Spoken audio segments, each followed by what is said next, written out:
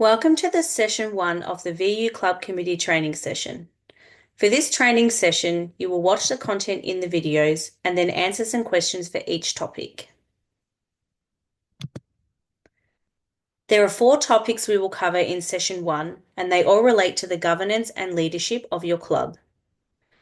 We will go over policy and procedure, roles of the committee, meetings of the committee, and resolving conflict. I hope to equip you with the skills and knowledge to effectively manage your club by helping you understand the expectations involved in being on a committee of a club through making you aware of the university policy and procedure that advises the club's program, following the club's constitution, and carrying out the duties and roles of your position. Now we will get started. Let's talk about university policy and procedure that advises our club's program. This is the student group's leadership and representation policy and the student group's leadership and representation, establishment, affiliation, and funding procedure. As a university club is affiliated to VU, the university has this policy and procedure to advise our clubs how they become affiliated to the university and what the responsibilities and duties of your club committee are. You can find the policy procedure on the VU website. Let me show you where.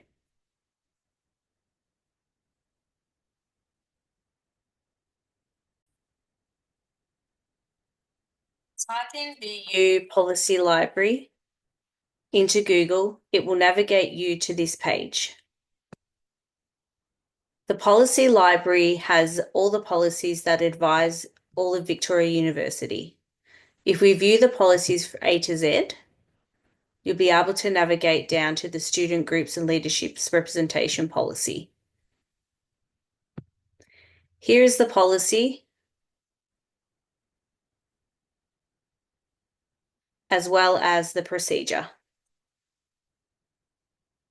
And now you know where to find them. You can follow up with them later.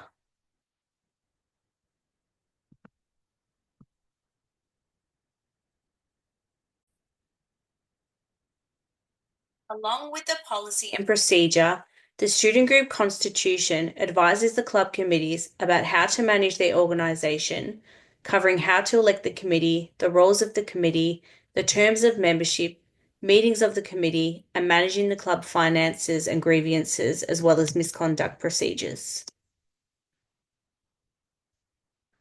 When your club complete their inaugural general meeting or their annual general meeting, the committee will have read this and signed the Constitution. Your Constitution copy should be available in your club's G Drive, as it is here for the VU Puppy Powers Club.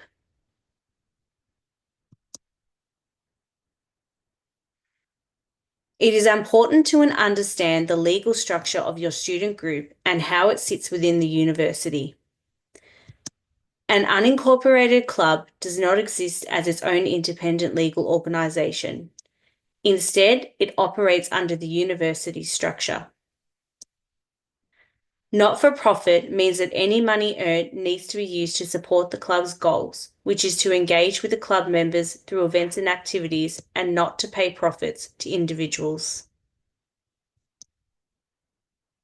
And as a club is unincorporated, they do not have an ABN or have charitable status.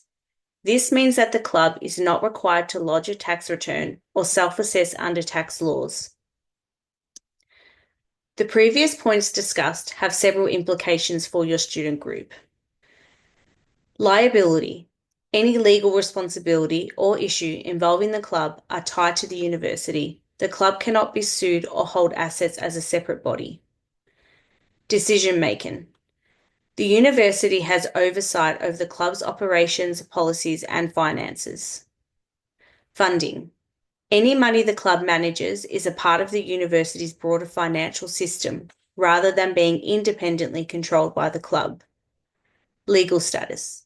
Since the club isn't incorporated, it doesn't have the same legal protections or obligations as an independent entity, such as the ability to sign contracts in its own name without seeking permission.